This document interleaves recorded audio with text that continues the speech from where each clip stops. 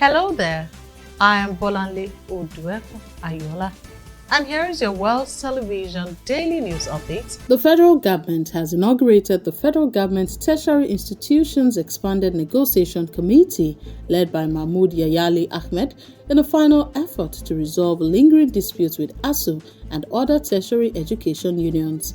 This enlarged panel was reconstituted to handle all negotiations jointly across universities, polytechnics, and colleges of education, aiming for a more unified and efficient process. ASUU had given the government a 2-week ultimatum following slow progress on implementing their counter-proposals and unresolved demands dating back to the renegotiated 2009 agreement. The union has warned that it will begin a warning strike if its issues are not addressed by October 13. The Minister of Education, Dr. Tunji Alausa, has insisted that the President has given full political backing to the negotiation committee.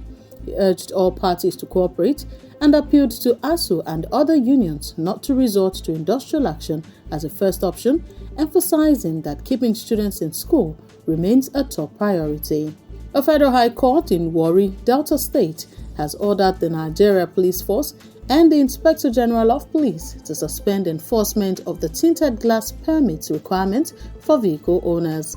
The interim order, issued on Friday in suit number FHC/WR/CS/103/2025, requires authorities to maintain the status quo and respect judicial processes while the substantive case is heard. The suit was brought by lawyer John Aikpokpo Martins, who is challenging the legality of the renewed enforcement policy, arguing that it is unconstitutional and places an unreasonable burden on motorists. Meanwhile, the police have maintained that the Motor Vehicles Prohibition of Tinted Glass Act empowers them to issue permits when there is good cause, such as security or health needs. The tinted glass permit regulation was due to be strictly enforced from October 2, 2025, after prior grace periods, but this court ruling pauses enforcement nationwide until further order. Motorists are currently not required to produce valid tinted glass permits until the legal issues surrounding the policy are resolved. Former Innovation, Science and Technology Minister Uche Nnaji has publicly insisted that his resignation from office does not amount to an admission of wrongdoing, but reflects a commitment to due process and institutional integrity. Nnaji stepped down amidst allegations over the legitimacy of his University of Nigeria Nsukka degree certificate and his NYSC discharge certificate, claims the university reportedly could not verify. He argued these accusations are part of a politically motivated smear campaign by his opponents designed to damage his reputation. He praised President Bola Tinubu for the opportunity to serve, reiterated his loyalty to the administration, and said he would remain deeply grateful even after leaving office. The Federal High Court today in Abuja adjourned indefinitely the trial of Nnamdi Kanu, leader of the Indigenous People of Biafra, IPOB, citing the Nigerian Medical Association's failure to complete a court-mandated health assessment.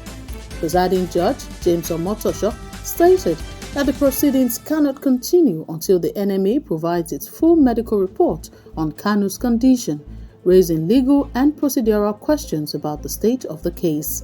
The adjournment prolongs uncertainty over the detention and trial of Kanu, whose health and rights in custody have been at the center of legal and human rights debates in Nigeria.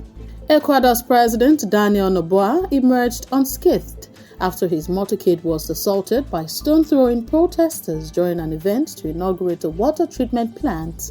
Environment and Energy Minister Inés Manzano described what she called a volley of gunshots targeting the vehicle and noted visible bullet marks on the president's armored car.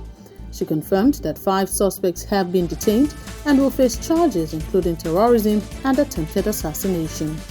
The attack took place amidst sustained nationwide protests triggered by the removal of fuel subsidies, a move that has inflamed tensions, especially among indigenous groups.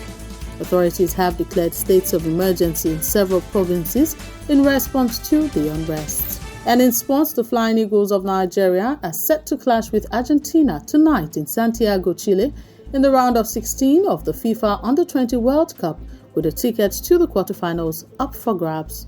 Nigeria qualified from the group stage with 4 points against Saudi Arabia and Colombia, while Argentina brings their storied youth pedigree, a team that has won 6 under-20 world titles.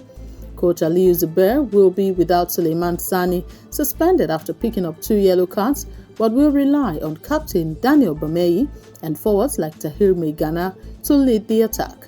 The match rekindles memories of Nigeria's surprise 2-0 round of 16 win over Argentina in the 2023 Under-20 World Cup, a result that many pundits did not expect.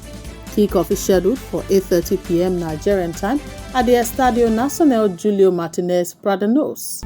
And that's it on the daily news updates on Wells Television. Kindly subscribe to our YouTube channel at Wells Television and like us on Facebook at Wells Television. Thank you for watching. God bless you.